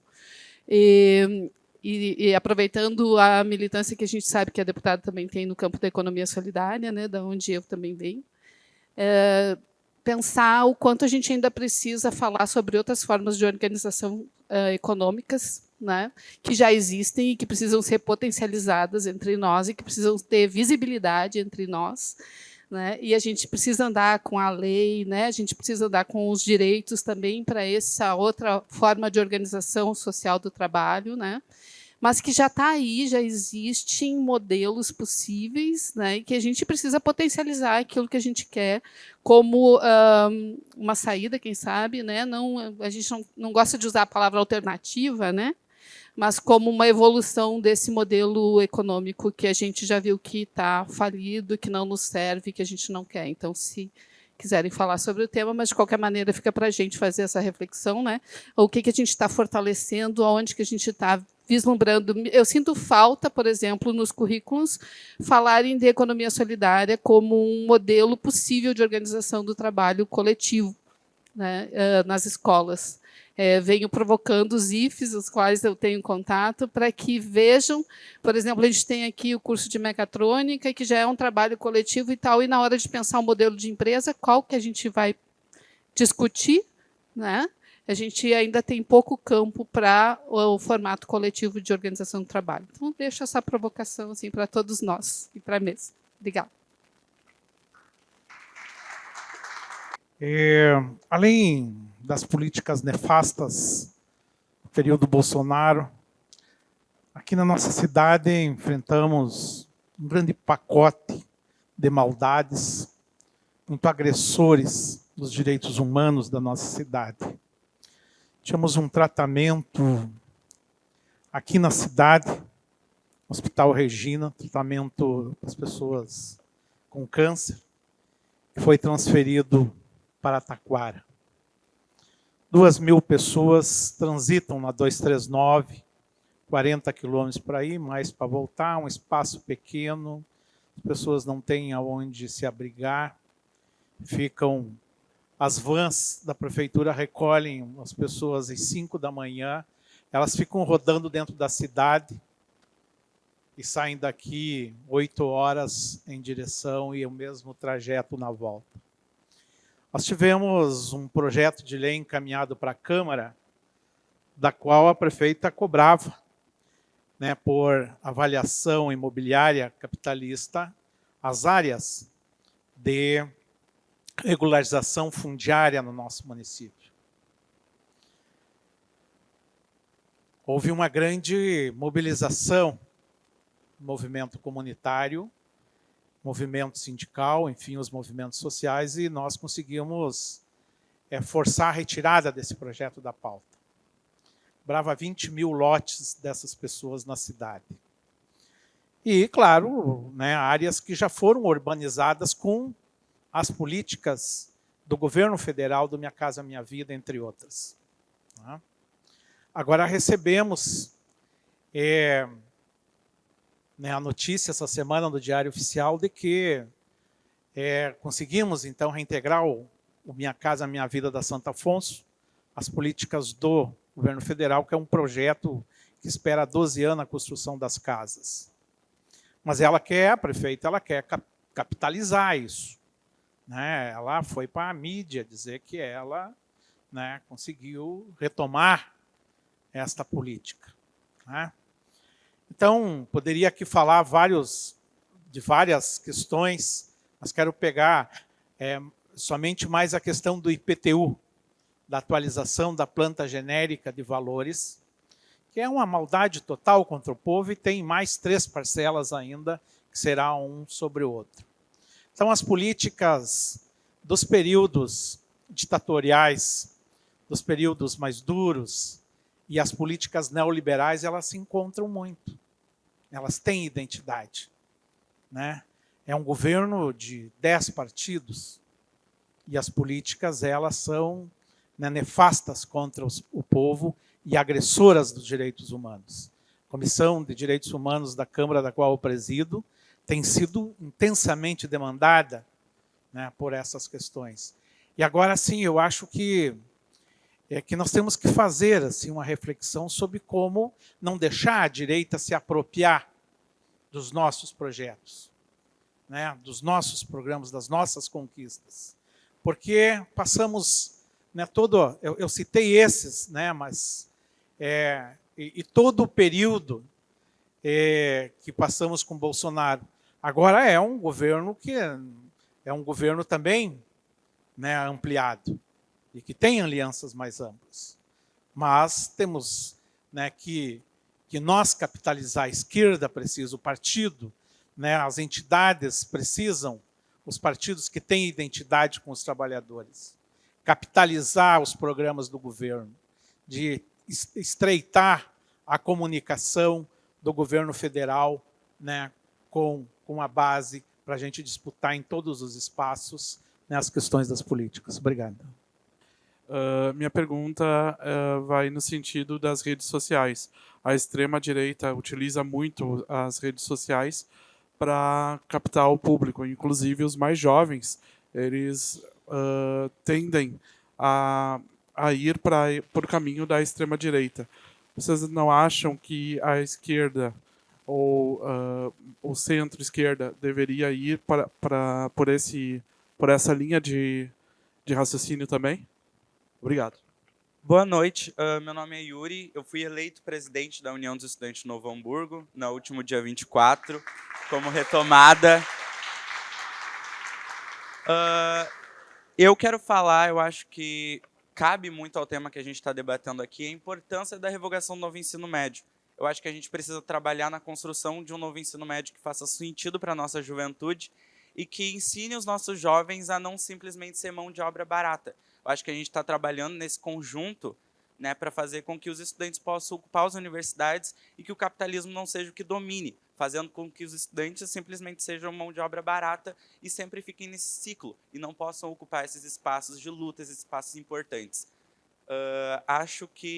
Eu acho que é mais sobre isso que eu tinha que falar aqui. É um recado que eu acho que a educação, a UNH, agora nesse processo de retomada, tem a trazer aqui para esse debate tão importante, que é a importância dessa luta para construir um novo ensino médio que garanta os estudantes de escola pública poderem ocupar as universidades, poder ocupar espaços de justiça, poder ocupar cargos como, por exemplo, serem médicos, professores, advogados, várias profissões, e também possam ocupar cargos públicos, como o senhor mesmo é desembargador, como a deputada e outros cargos, para que a nossa juventude possa estar nesses espaços e representar a gente cada vez mais. Então, acho que é mais sobre isso que eu tinha que trazer hoje.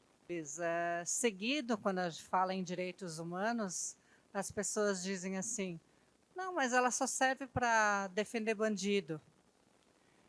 É o que a gente mais escuta quando entra em contradição, né? Então, eu gostaria que desse uma resposta assim, bem básica para a gente. A gente sabe do que trata os direitos humanos, mas quando essas pessoas atacam com esse tipo de colocação, uma resposta assim, bem simples e básica para a gente não entrar muito em atrito. Obrigada.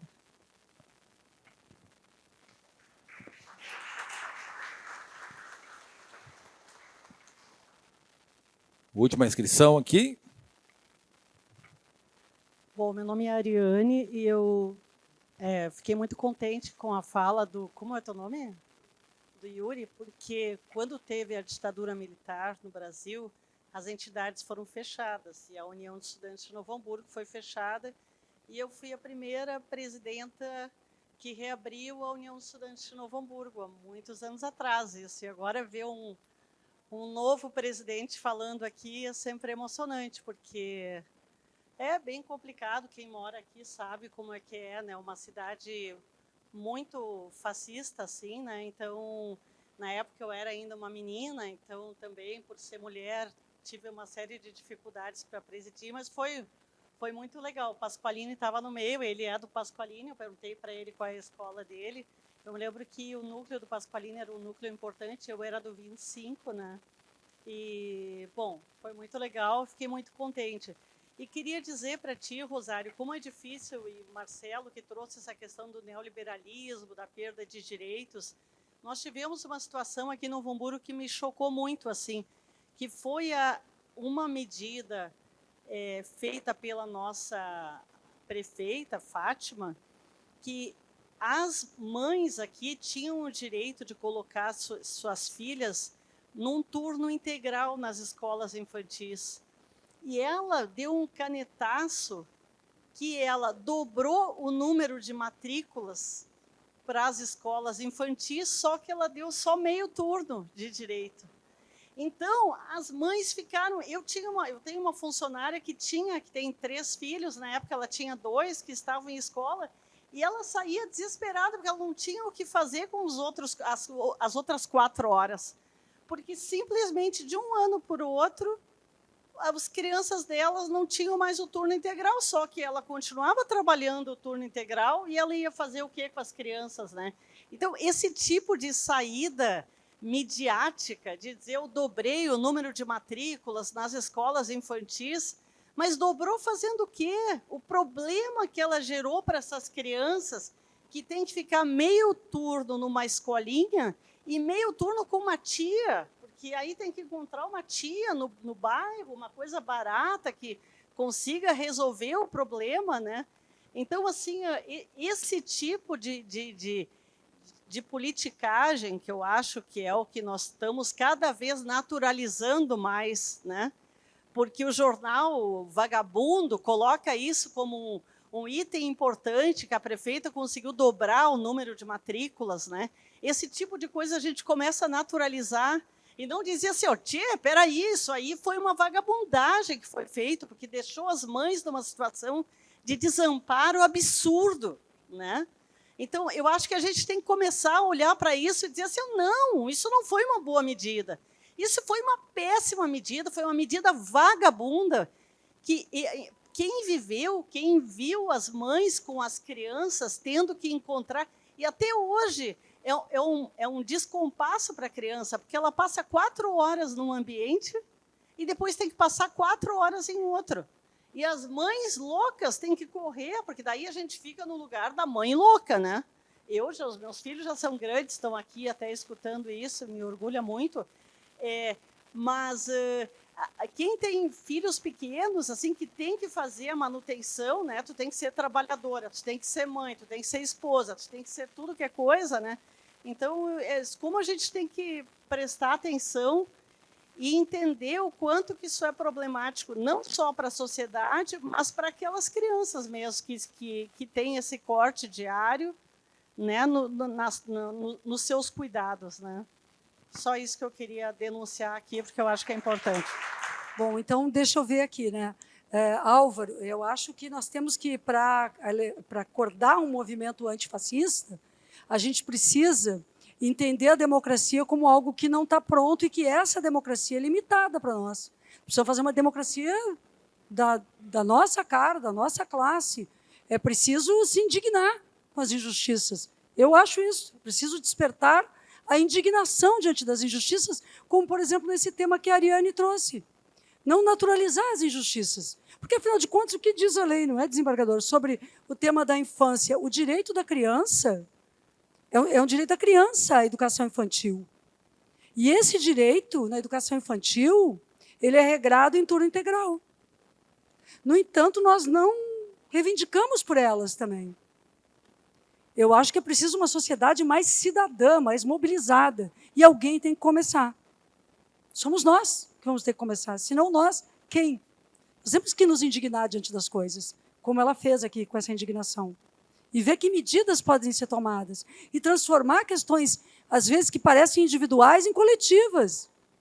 Tratar das questões como direitos humanos e coletivos. Então, já junto uma questão com a outra, eu acho que foi muito importante, Ariane, o Enem trazer aquela proposta de debate da redação sobre política de cuidado e responsabilidades com cuidado. O trabalho invisível do cuidado. Foi uma reflexão fundamental. Mas essa mudança não vai acontecer também de cima para baixo. Precisamos fomentar isso com coisas concretas, com indignações reais, em cima de questões reais. Bom, portanto, mudar a política também, eu acho que, eu, pelo menos tento fazer isso, mudar a política.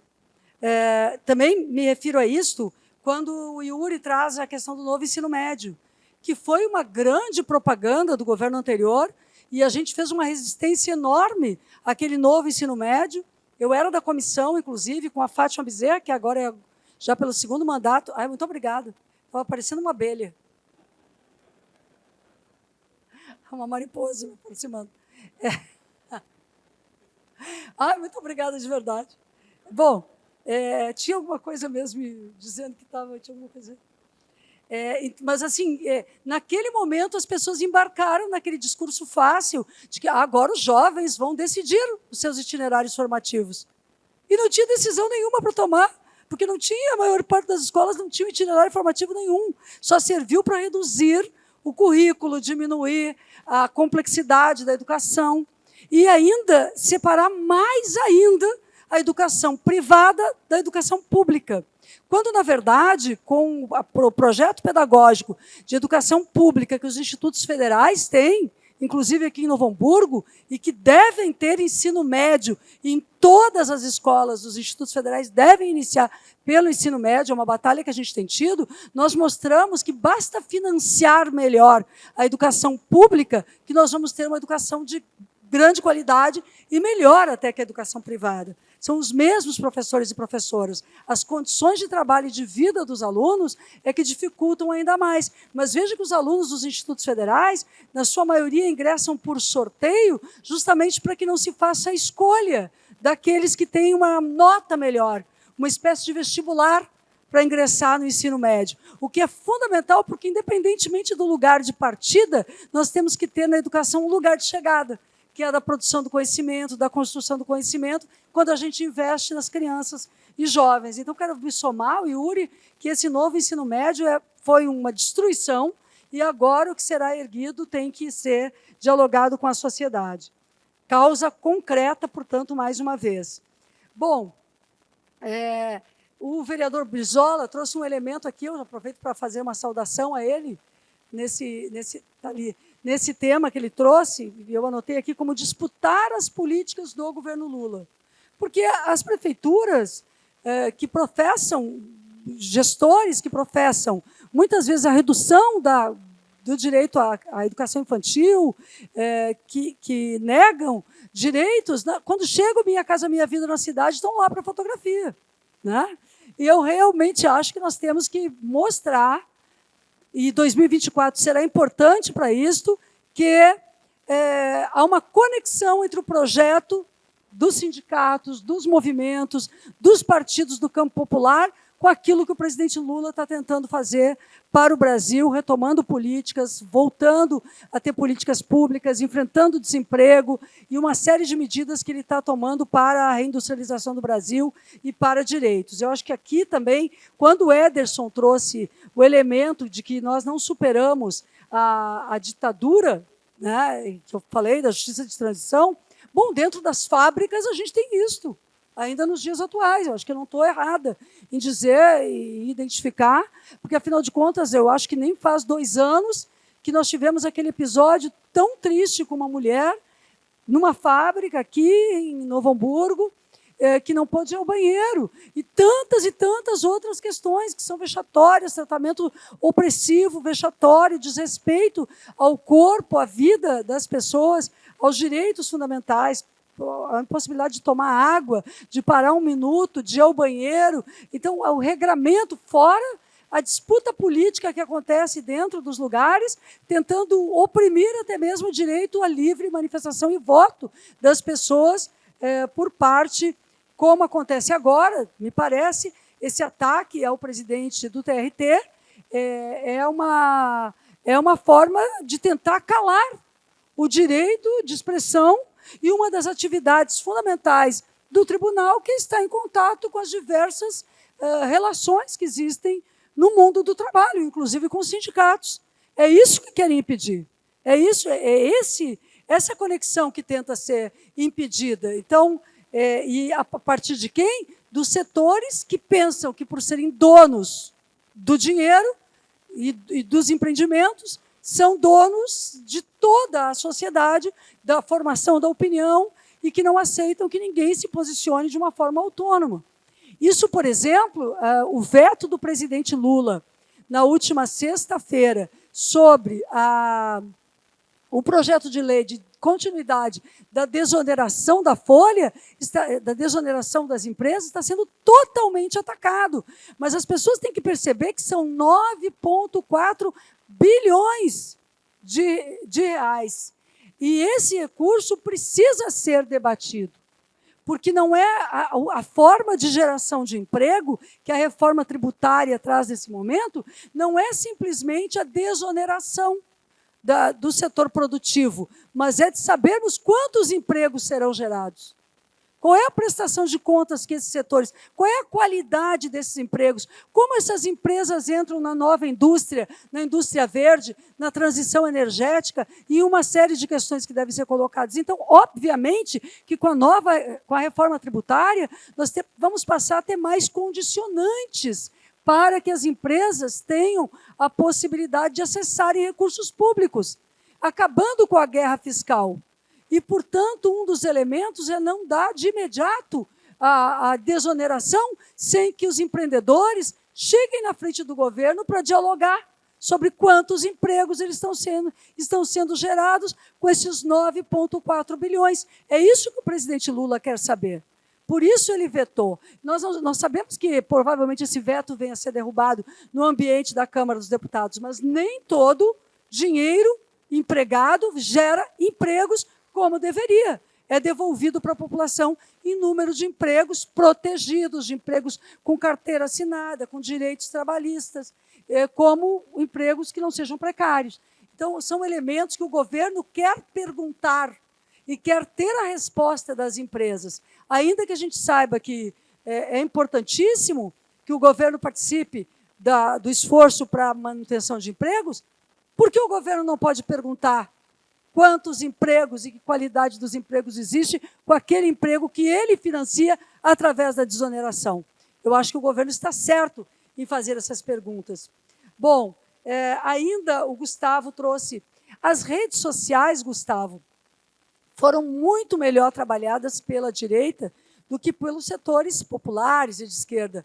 Mas aqui também há um tipo de profissionalização. Não é espontâneo. Não houve um movimento espontâneo de adesão às redes pelo campo, que representa os segmentos mais retrógrados contra os trabalhadores. Houve, na verdade, campanhas, o abuso do poder econômico.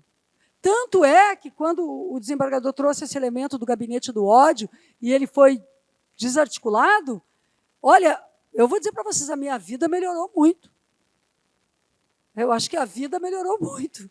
A minha, pelo menos, melhorou. Porque eu comecei a me dar conta que uma série de ataques que sofria eram engendrados e iniciados a partir dessas redes do gabinete do ódio.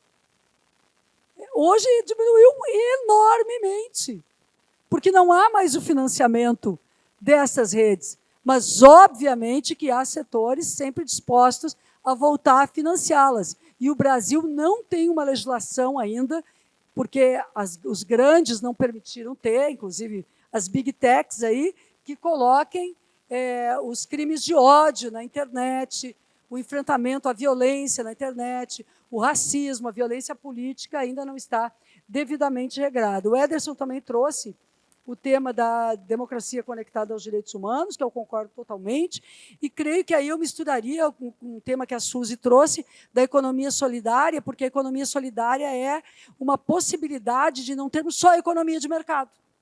A gente não tinha se dado conta disso. Quando a gente fala economia, é quase que... Quando a gente fala democracia, no Brasil é só democracia representativa e participação em eleição. Quando a gente fala economia, é só economia de mercado.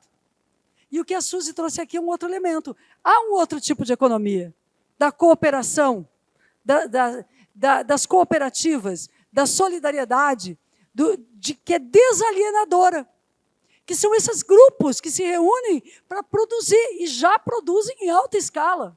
Eu, inclusive, sou autora de um projeto de lei, que agora eu espero que as empresas não venham mais a falir. Realmente eu espero que houve um período de grande falência, e eu ingressei com um projeto de lei de que, no momento da falência de uma empresa, tudo que diz respeito a ela, os seus bens, e assim como tem que preservar e pagar primeiro os trabalhadores e trabalhadoras, os bens e os meios de produção da empresa devem ser disponibilizados, de acordo com um projeto de lei que eu ainda não consegui aprovar, primeiro aos seus trabalhadores, que poderão dar continuidade ao trabalho desenvolvido pela empresa na forma de cooperativa. Né? Por que não? Como forma de, se os trabalhadores escolherem isto, como forma também de parte deste pagamento das dívidas que existem, para com eles passem a ser os donos. Isso é a antiga Vale, lá em Porto Alegre, uma fábrica de fogões, fez com grande sabedoria, e nós poderíamos ter movimentos importantes aqui de retomada de indústrias que ficaram paradas, calçadistas, de indústrias, fábricas que simplesmente decretaram falência. Mas os trabalhadores é possível, através da autogestão, governar e aí ter uma economia diferente da economia de mercado interna, ainda que colocando seu produto na economia de mercado, né? No mercado. Mas internamente ter uma outra partição que não seja exclusivamente do lucro apropriado. Bom, dito isso, eu me dirijo, por fim, à Ângela, dizendo que eu não tenho uma síntese para essa sentença absurda. É uma sentença que nos criminaliza a todos, que nos faz uma equivalência das nossas vidas aos que praticam crime. Os defensores de direitos humanos são defensores de bandidos, dizem eles. Então, quando dizem assim, já nos sentenciam. Então, vocês são criminosos. Já nos criminalizam. Já nos estigmatizam. Já nos definem. Quando, na verdade, eu, por exemplo, sou autora de leis importantes para a proteção da vida humana. Não é? Agora, há poucos dias, consegui aprovar, e o presidente Lula sancionou, o auxílio aos órfãos do feminicídio, que perdem mãe, pai, o padrasto, provedores. Será que isto é defender os bandidos? Aliás, a Lei Maria da Penha nasceu de nós, feministas. Será que isto... Quem é o bandido aqui? Quem é que nós queremos proteger? Ou então, mesmo, porque eu acho que a lei mais importante que eu trabalhei como relatora foi a alteração do Código Penal brasileiro, título 6º. Eu sou autora, eu tenho orgulho disso, não sozinha, com muita gente, muita consultoria, muitas mulheres, todo o título 6º sobre os crimes sexuais. Até 2009, no Brasil, quem praticava um crime sexual e casava com a vítima, sanava o dano, porque o dano era a sociedade, não a vítima. Mesmo criança. Aliás, o casamento infantil era uma prática no Brasil, com autorização dos pais. O atentado violento ao pudor era um crime análogo ao estupro, mas significava que homens nunca eram estuprados.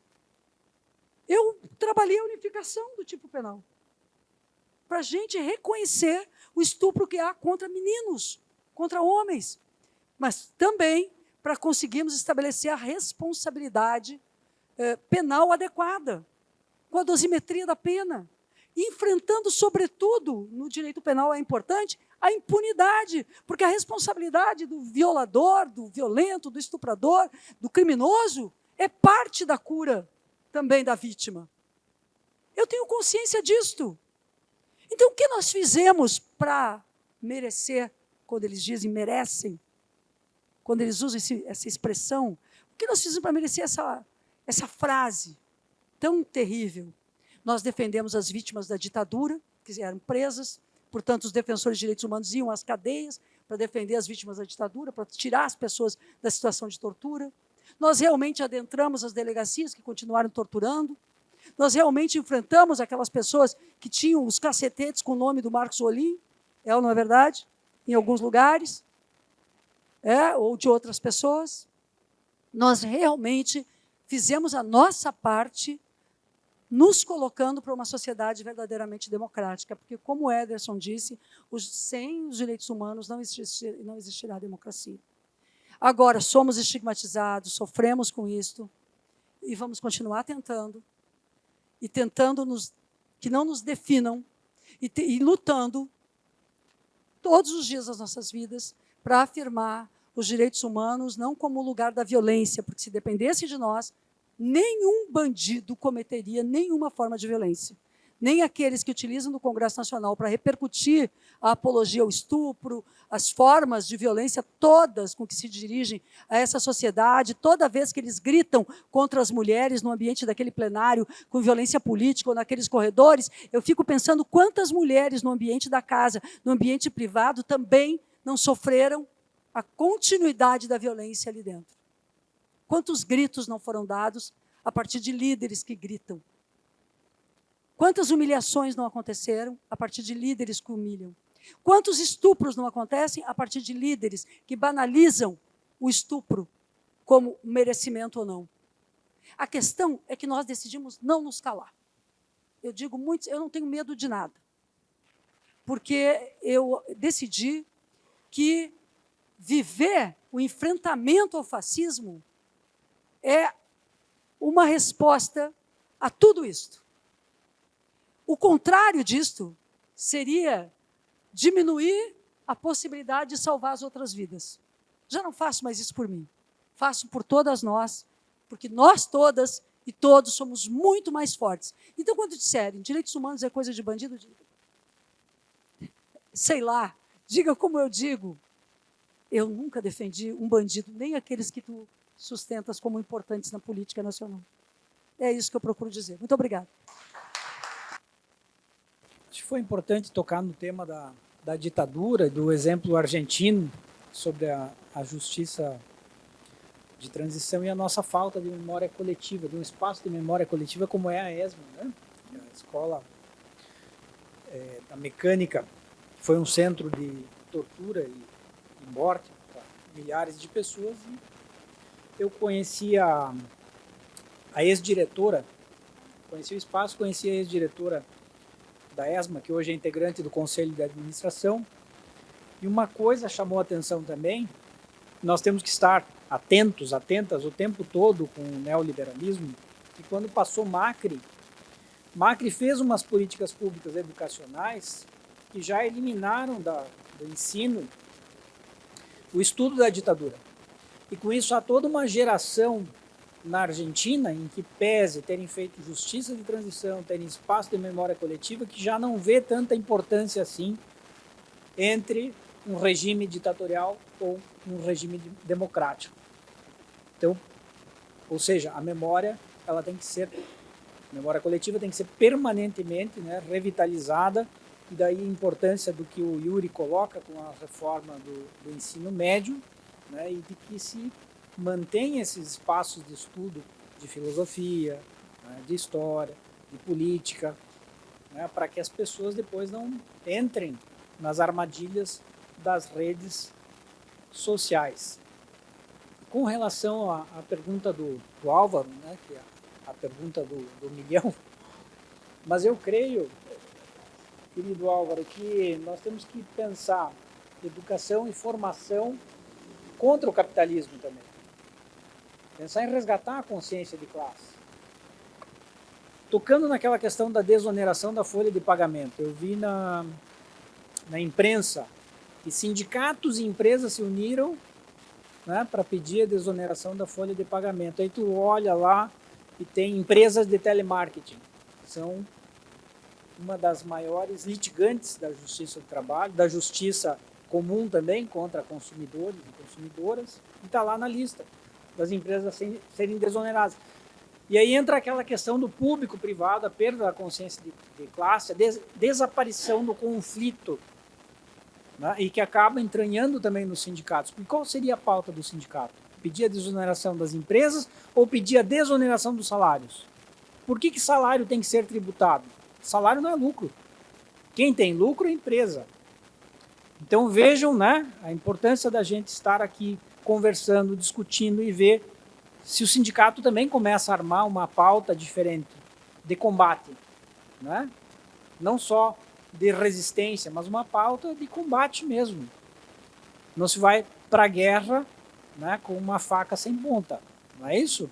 E me parece que cada vez mais foi se perdendo ao longo do tempo esta combatividade em direção a um sindicalismo negocial, né? Mas nós estamos num momento de fascistização no empresariado. E fascismo não se negocia, se combate. Então não dá para negociar com o fascista. E aí nós temos que entender também esse processo de fascistização empresarial, né, destas elites entreguistas, que são locais, que são regionais, que são nacionais, que são internacionais, que tem uma lógica. Né? Isso tudo a gente viu ali desde 2018, vem acontecendo. Vamos lembrar daqueles outdoors que tinham espalhados aqui pelo Rio Grande do Sul, tinha em Porto Alegre. Quem é John Bolt, acho, não me lembro, que é um personagem lá do livro Rebelião de Atlas, que é de uma escritora russa que daí migrou para os Estados Unidos, Ayn Rand, que prega o objetivismo. O que é o objetivismo? Que é a ideologia que foi passada para esses empresários, é não ter compaixão pelo próximo. Né? A pessoa, para ser bem-sucedida, para obter lucros, ela não pode ter compaixão pelo próximo.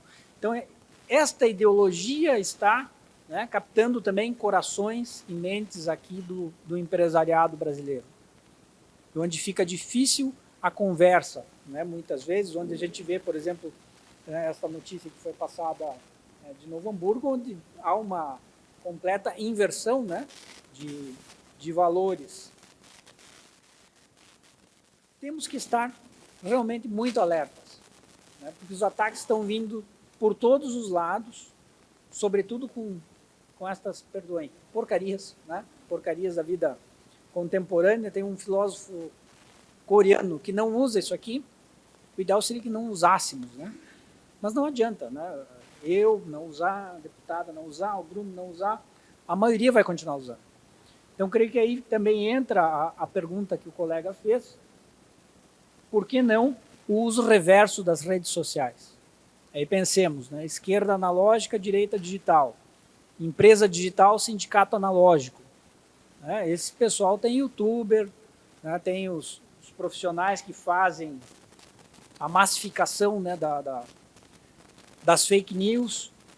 Então tem que começar a pensar também dentro do sindicato, né, talvez formar, né, creio que há potencial de associados e associadas para fazer este papel, né, seja como youtuber, seja lá fazer produção de conteúdo, né, coisas que possam fazer um contraponto mediático nas tecnologias, né?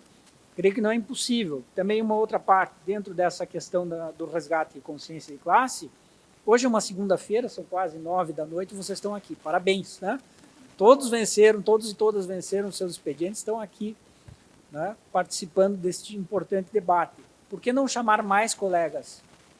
Chamar mais colegas para o sindicato, né? Ampliar, olha, vamos lá, vamos se filiar. O sindicato está fraco, necessita de colaboração, e vejam, vocês são uma categoria forte, né, e isso se reflete aqui na própria estrutura do sindicato, né, que tem este auditório, tem um ginásio, né, tem uma biblioteca, banca um evento como esse, consegue público, não é qualquer sindicato que consegue isso hoje em dia. Então, creio que também vocês que estão aqui multipliquem isso, tragam mais pessoas para dentro do sindicato, né, olha como é importante, vamos lá, vamos conversar, vamos escutar as pessoas, vamos debater, né, vamos fazer as perguntas. Creio que todas essas questões a gente tem que ir buscando multiplicando e pensar também em ampliar horizontes democráticos, né, como uma forma também de combate ao fascismo. Como ampliar horizontes democráticos? Eu creio que temos que pensar nas instituições que não passaram por um processo democrático ainda. Nós temos pelo menos duas: o Poder Judiciário e as Forças Armadas. Né? Quem define o orçamento do Poder Judiciário? Quem define o orçamento da Justiça do Trabalho? Os sindicatos participam? Alguém consulta vocês? Por exemplo, quando divulgaram aí o programa Veritas, isso teve um investimento do Estado para quebrar sigilo de dados de pessoas trabalhadoras, porque não vai quebrar sigilo de dados de empresa, é uma prova unilateral. A empresa é um local fixo. Quem se movimenta é a pessoa.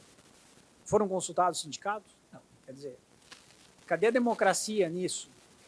Não é? Cadê o protesto também contra isso, né, doutor Álvaro? Contra o Veritas? Porque as coisas vão se naturalizando e depois fica difícil. Quando começou a prática da pandemia, da videoconferência, agora não vamos mais fazer ata, porque a tecnologia fica tudo gravado, depois as pessoas vão lá e escutam. Ah, e tem também a inteligência artificial que vai lá e degrava. Nós sabemos que não é 100%. Vai dar uns 90% de coincidência, não é 100%, mas veja, é um processo judicial. E aí ficam por interpretações, mas quem paga a conta é sempre a classe trabalhadora, não é a empresa. Sempre quem vai perdendo com isso é a classe trabalhadora. Isso vai sendo naturalizado, ninguém questiona, não se vê um movimento sindical fazer qualquer protesto contra essas alterações que vão acontecendo, né? E que deveriam ser obrigatoriamente consultadas antes de serem implantadas. Então, cada vez mais a tecnologia vem, insisto, reconfigurando a ordem jurídica. Né? Se vai perdendo a lei, a ordem jurídica, porque a tecnologia vem e faz o contrário. O PJ é um exemplo disso, né, doutor Alva? Para quem advoga, muitas vezes, olha, mas o CPC, o Código de Processo Civil diz isso, a CLT faz por aqui, ah, não, mas o sistema não permite. Daí tem que mandar para uma comissão em Brasília para estudar a possibilidade de adaptar o PJE à lei. Quando tem que ser exatamente o contrário. Né? O sistema tem que estar perfeitamente adaptado à ordem jurídica. Mas o que se dá é o contrário. Pensar também em democratizar empresas. Qual é a instituição mais antidemocrática que tem no mundo hoje? É a empresa, porque manda mais quem tem mais poder econômico. Como é que nós podemos democratizar empresas? Colocar nos acordos e convenções coletivas dos sindicatos participação na gestão das empresas. Ainda que se comece pelas bordas, minimamente, ou coisa parecida, mas colocar cláusulas, vamos ser criativos, vamos pensar como é que o sindicato pode, né, ser consultado ou ter voz ativa em determinadas questões que sejam decididas dentro da empresa. Isso também são formas para se pensar, né? Para começar a reconfigurar este nosso capitalismo. Se não dá para fazer a revolução hoje, que seria o ideal, né? Que o professor Alisson Mascaro sempre fala, então tentarmos aqui uma transição, né, para outra coisa, humanizando o capitalismo, fortalecendo as propostas, né, os modelos de economia solidária, as verdadeiras cooperativas. Eu creio que é algo que nós não podemos esquecer. Né? Agora que tem, sobretudo, entregadores, entregadoras, motoristas, estão plataformizados, por que não, né, alguma prefeitura que tenha a esquerda, algum estado que tenha a esquerda, bancar o desenvolvimento como uma universidade pública, dê um aplicativo de tecnologia que permita uma cooperativa dessas pessoas, né, que se unam e façam concorrência, mas claro, isso vai ter que ter um impulso do Estado, um impulso, um incentivo, inclusive ajuda financeira, né, para desenvolver isso, para a gente combater o capitalismo de plataforma. Deixa eu ver se faltou alguma questão aqui. E, finalmente, né, quando gerações antigas, que hoje estão também cooptadas pelas redes sociais, não sei se já viram um documentário, A Lavagem Cerebral de Meu Pai, procurem aí na rede mundial, é fácil de achar. Explica, né, como as pessoas mais velhas foram sendo cooptadas também para a extrema-direita, e daí já passam a acreditar, modelo brasileiro aqui, né, que a ditadura foi boa. Em certos pontos, eles conseguem convencer, porque na época da ditadura ainda estava em vigência um estado de bem-estar social. O neoliberalismo começa a ser implantado com a ditadura e talvez gerações de hoje vivem uma situação de mal-estar social que nem na ditadura se viveu. Mas a ditadura implantou o neoliberalismo. Nós não podemos esquecer isso. E fez isso justamente mano militar, porque democraticamente não conseguiria, como fez isso no Chile, de Pinochet. Já estamos chegando perto das 9. Bruno, muito obrigado a todas e todos pela participação, pelo convite e pela oportunidade de estar aqui com vocês nesse debate.